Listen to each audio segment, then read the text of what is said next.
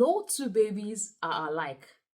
What worked for baby A might not work for baby B. But there's one thing that all babies have in common, and that is the tendency to cry. Good day, everyone, and welcome back to Nurses Lecture Room. My name is Mercy Mary, and I make learning easy and accessible for all my viewers. Today, I'm going to be sharing with you 10 reasons why babies cry and what you should do.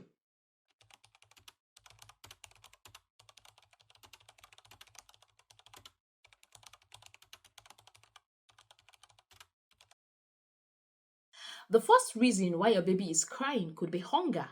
Yes, everyone gets a little bit cranky when they are hungry, especially for babies. They go from zero to screaming very quickly.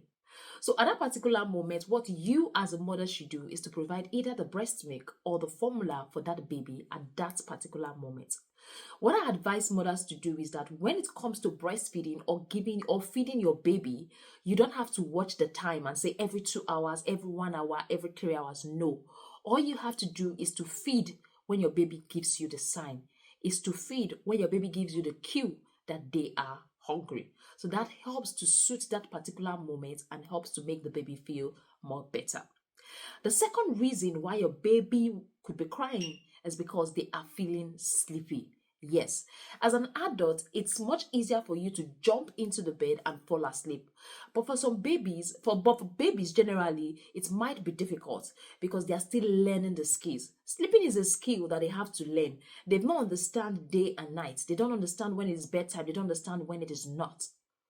Okay, so at that particular moment, it's advisable for you to do what best works for you. It could be swaddling the baby, it could be singing for the baby, it could be putting the baby on your back. That works for me. He sleeps better on my back, and also it could be breastfeeding.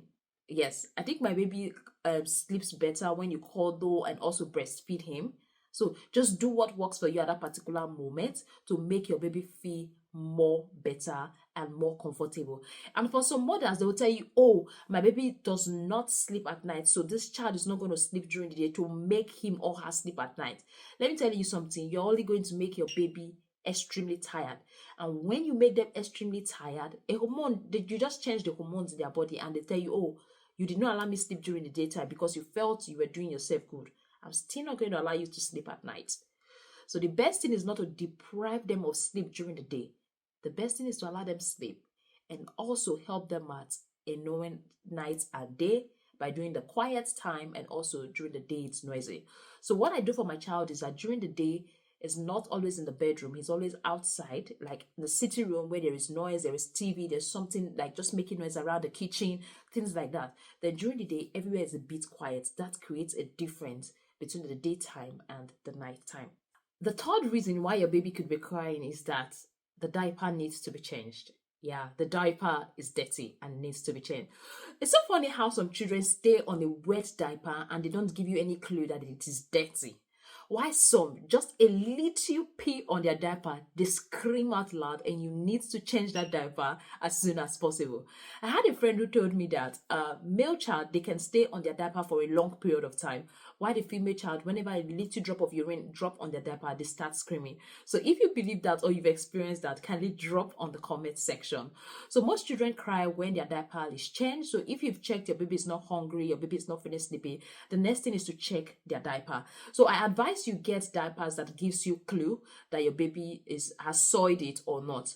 So for example, I have a diaper that when the diaper is soiled, it has a blue line. You get, when it's not soiled, there is a yellow line. So that tells you when to open it up or not. Fourth reason why your baby could be crying is that your baby needs to be bopped. Yes, if you notice after feeding your baby is crying, then it's advisable for you to bop the baby. Most mothers feel that, oh, babies need to be bopped only when they are finished eating. But sometimes babies might need to be bopped after using the pacifier and also after crying, they need to be bopped. You see how tricky this thing is? So if you finished feeding your baby in particular and you see that, oh, the baby is still restless, the baby is still crying, then it's very, very important for you to bop them. Then another reason, which is the fifth reason why your baby could be crying, is that your baby is having a tummy problem. Yes, there is gas in the tummy that needs to be expelled as soon as possible.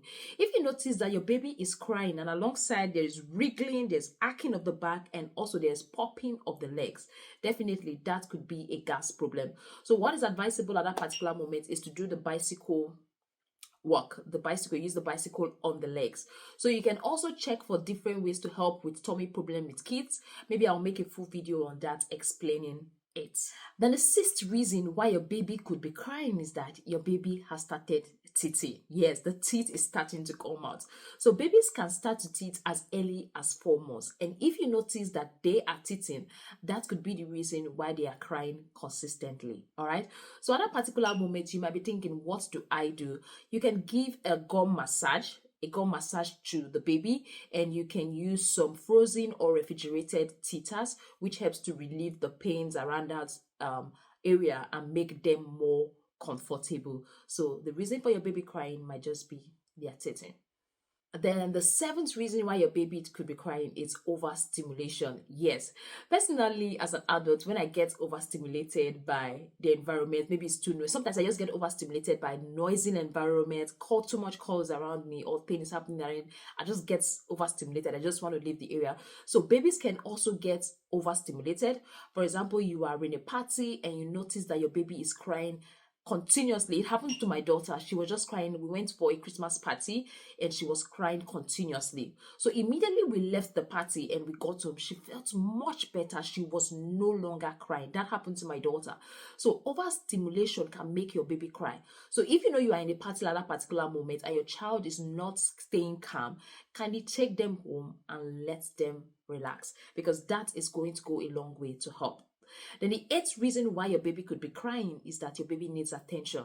Yes, as humans, sometimes you just need attention, you just need a hug, you just need a cuddle, you just need someone to tell you well done. Same way your baby needs that hug, same way your baby needs that attention at that particular moment. I believe when you give it to them, it's going to make them feel much better. You've seen situations where babies are crying and the mother picked them up trying to breastfeed them. They are not interested.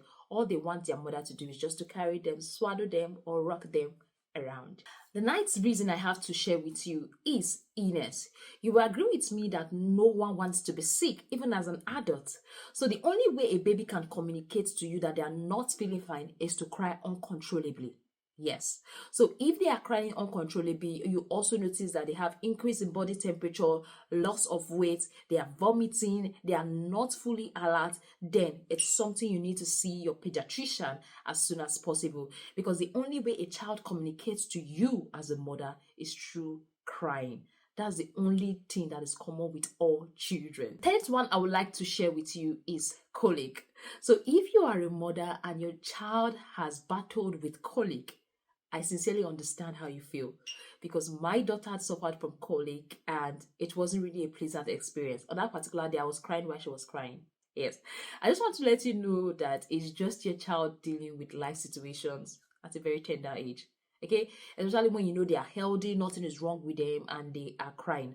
According to the AAP, colic is a condition in which a child cries for more than 3 hours in a day, more than 3 days in a week, and for more than 3 weeks consecutively, like after each other. Yes, so that's what colic is. So it's just your child trying to deal with life situations. For me, at that particular moment, it was really heartbreaking. A friend of mine said I should give the child Ifaco. I tried Ifaco. Ifaco did not work. I tried gripe water. I felt the gripe water actually worked a bit, but after some time, it didn't really work. So we just have to cry together during that particular period. So I'm not telling you, I'm not prescribing anything to you to tell you get Ifaco or to get gripe water. I'm just telling you what I used during my time, that a friend of mine actually recommended, because at that particular moment I just want to try something that's not going to harm my baby, but it's going to make them feel better. But just know that it's just your child dealing with early life challenges. But you can try Ifaco and you can also try gripe water. You might be lucky. Then you can do the bicycle walk. Yeah, I do the bicycle walk a lot, then try to massage and do the normal thing for babies. Remember, no two babies are the same. Baby A might experience colic and baby B might not experience colic. So these are the 10 reasons why your baby is likely going to cry. And the bonus point is that some babies might cry as a result of some discomfort. For example, there is a hair in your eyes. You know you're going to feel that discomfort till you take it out. For example, your hand is stuck to something, or your body is inching. It might be a little discomfort. General discomfort can actually make your baby fine. Just make sure that they are not experiencing any difficulty or discomfort at that particular moment. Anyway, thank you very much for staying tuned. Thank you very much for watching this video. Don't forget to like, don't forget to subscribe, and also don't forget to share with a friend if you got value. For all my returning subscribers, this is Nurse Mercy Mary saying thank you. Bye and see you in our next video.